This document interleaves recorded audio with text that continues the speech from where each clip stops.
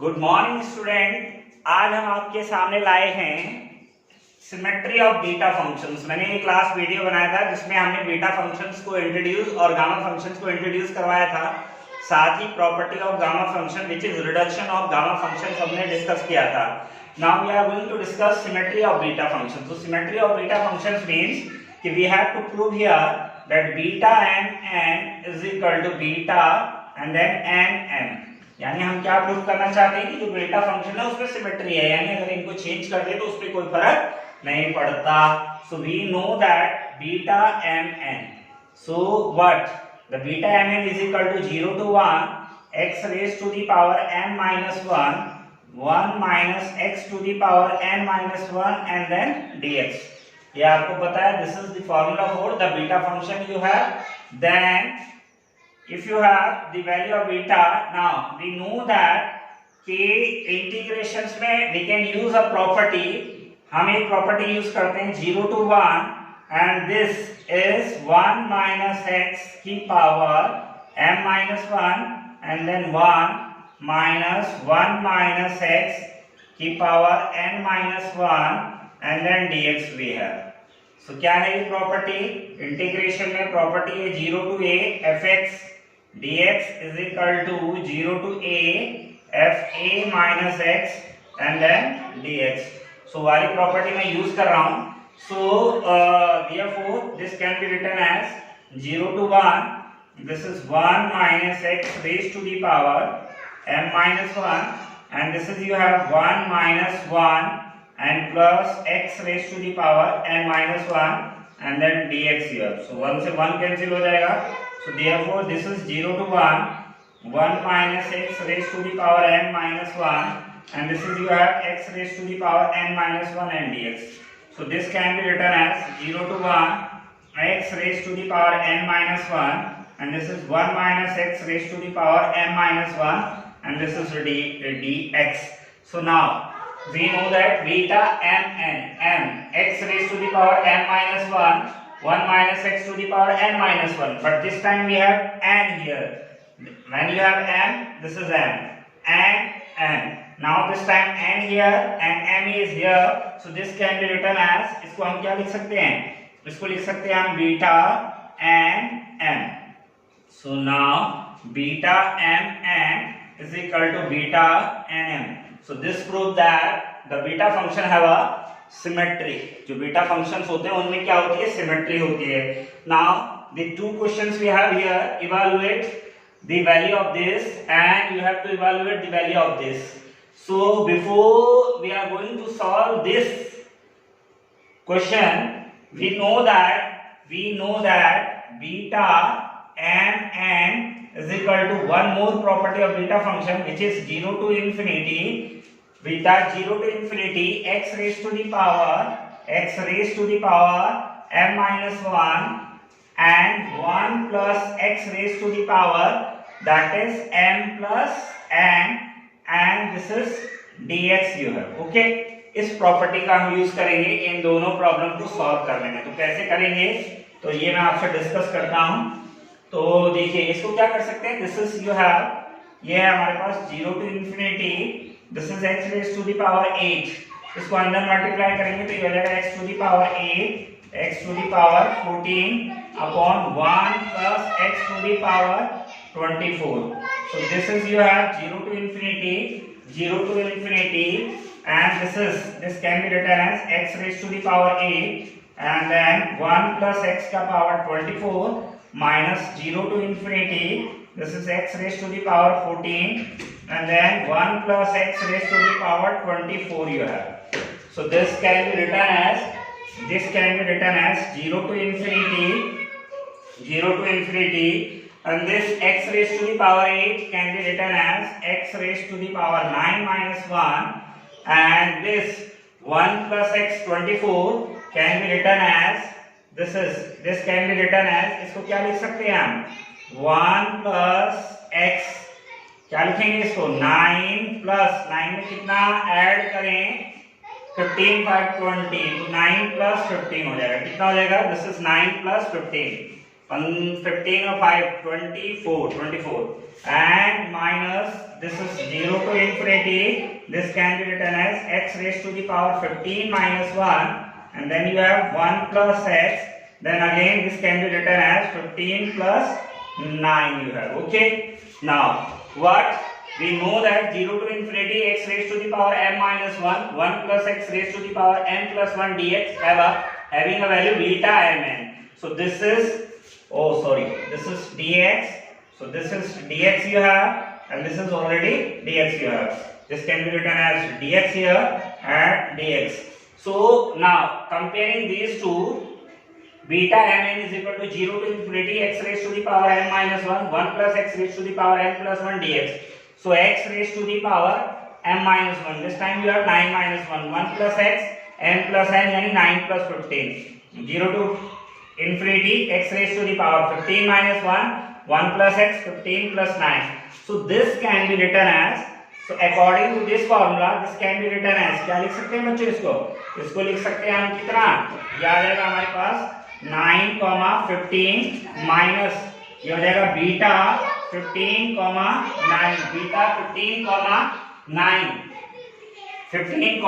So this we know that, अभी हमने prove करा था कि बीटा क्या होते हैं, सिमेट्रिक फंक्शन होते हैं. बीटा क्या होते हैं, सिमेट्रिक फंक्शन होते हैं. तो इसी प्रॉपर्टी पर बेस ये क्वेश्चन है. सो बीटा सिमेट्रिक है, so beta 9, 15 and this can be written as beta 9, 15. So therefore this is 9, 15 से 9, 15, यानी इसका वैल्यू रखेंगे अगर बीटा mn का, तो बीटा mn का वैल्यू होता है, वैसे बीटा mn का वैल्यू होता है, इस फंक्शन का वैल्यू कितना होता है, ये भी होती है इसकी एक property gamma n upon gamma m plus n, but क्योंकि सेम ही आएगा तो ये जीरो आ जाएगा, कैंसिल हो गए. नाउ द सेकंड प्रॉब्लम भी है, जो हमारा सेकंड प्रॉब्लम है हमारे पास, तो इसको भी सॉल्व कर लेते हैं. सेकंड प्रॉब्लम यू हैव, मैंने दो प्रॉब्लम दिए थे. This is based on the beta symmetry function. So this time we have 0 to infinity and this is x raised to the power 4, then 1 plus x raised to the power 5, x raised to the power 5, and this is dx upon 1 plus x raised to the power and 15 you have. So this can be written as 0 to infinity x raised to the power 4, 1 plus x raised to the power 15, and this is dx, and this is 0 to infinity, ये इधर चला जाएगा, this is x raised to the power 9, 1 plus x raised to the power 15, and this is dx you have. So this can be written as 0 to infinity x raised to the power 5 minus 1. So this can be written as 1 plus x, and this is 5 plus 10 you can write, and this is dx you have, plus this is 0 to infinity, this can be written as 10 minus 1. So this is 1 plus x, and this can be written as 10 plus 5, and this is dx you have. This is we have 0 to infinity x to the power 5 minus 1, 1 plus x, 5 plus 10 dx. This can be written 10 minus 1, 1 plus x, 10 plus 5 dx. So this can be written as beta, इसको क्या लिख सकते हैं आप, 5, 10, और plus इसको लिख सकते हैं बीटा, ये कितना आ जाएगा, दिस इज 10, 5. तो अब इसमें प्रॉपर्टी लगाएंगे. तो प्रॉपर्टी हमें पता है, मैंने बताया अभी, गामा m, बीटा ये हो जाएगा गामा m, m की जगह ये है n, ये n और ये n, तो ये हो जाएगा गामा m यानी 5, फिर gamma n 10, and then gamma m plus n. तो गामा m प्लस n यानी कितना हो जाएगा 15. दिस इज, इसको लिखेंगे गामा 10, और ये हो जाएगा gamma 5, and this is gamma 15 you have. Okay, this can be written as, इसको ऐसे लिखिए आप, gamma 5 and this is gamma 10, और इसको आप तोड़ेंगे, इसको गामा को खोलेंगे तो कितना आएगा, 15 minus 1 14, then 13, then 12, then 11 and then ये कितना हो जाएगा 11 gamma, and this is 10 and gamma 10. तो गामा 10 से गामा 10 कैंसिल हो जाएगा. देन अगेन यू हैव, ये आ जाएगा आपका gamma 10, then gamma 5. This can be written as again 14, 13, 12, then 11, then 10 and then gamma 10. So gamma 10 से गामा 10 कैंसिल हो जाएगा.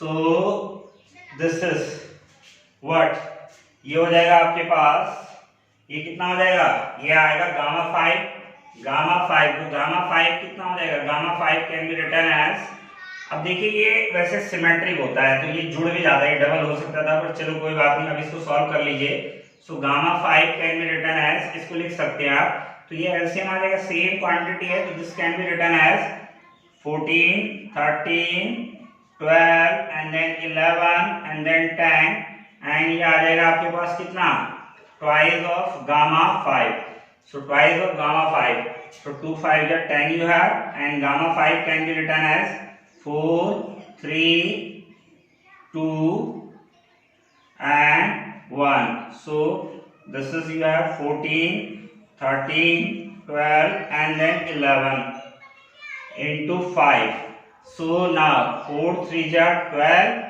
and 2 7 are 14, so कितना हो जाएगा बच्चों, 11 5 या 50, कितना हो जाएगा ये 13, ये बचा आपके पास कितना 7, यहाँ बचा है 13 7 या 91 एंड 11 5 या 55, 11 5 या 55, 13 7 या 91 you have, so 13 7 या 91 and 11 5 या 4 3 या 12 to हाँ, तो 13 7 या 91 and 11 5 जा 55, so इसको इंटू कर देंगे आप, 5 1 जा 5, 5 9 जा 45, then 5 1 जा 5 and 5 9 जा 45, so you have 5 5 5 4 9 and this is 5 5 5 1 जा 5, sorry 5 1 जा 5, 5 1 जा 5, 5 9 जा 45, 5 1 जा 5, 5 9 जा 45 and this is you have 10 4 5 5 or 4 that is 9 10 and this is 5, so you have finally you have the answer is 1 upon 5005, so this is your final answer 1 upon 5005। ठीक आ जाएगा, एक बार फिर मैं आपको बता देता हूँ, 5 10 ये लगा दिया फॉर्मूला और इसके बाद एक कैलकुलेशन ही है, मैंने इसका एलसीएम ले लिया यहाँ पर और ये 10 ये आ जाएगा आपके पास √5 गामा 5 और गामा 5, तो ट्वाइस ऑफ गामा 5, ट्वाइस से 10 कैंसिल हो गया 5 times this gamma 5 4 3 2 1 and this is you have 14 13 12 11 okay and 2 5 are 10 5, so 2 7 ja 14, 13 7 ja 91 and then 11 5 ja 55, तो इनको इंटू करेंगे तो कितना आ जाएगा 5005, so your answer is 1 upon 5005, तो ये आ गया इसका वैल्यू और ये दोनों क्वेश्चंस किस पर डिपेंड थे, this is depend on the symmetry of beta functions. So I hope आप इससे पहले वाला वीडियो भी जरूर देखें बीटा गामा फंक्शन का, जिसमें बीटा और गामा फंक्शंस को डिफाइन किया है, और ये आपका सेकंड वीडियो इसी सीरीज में आगे आएगा। Thank you.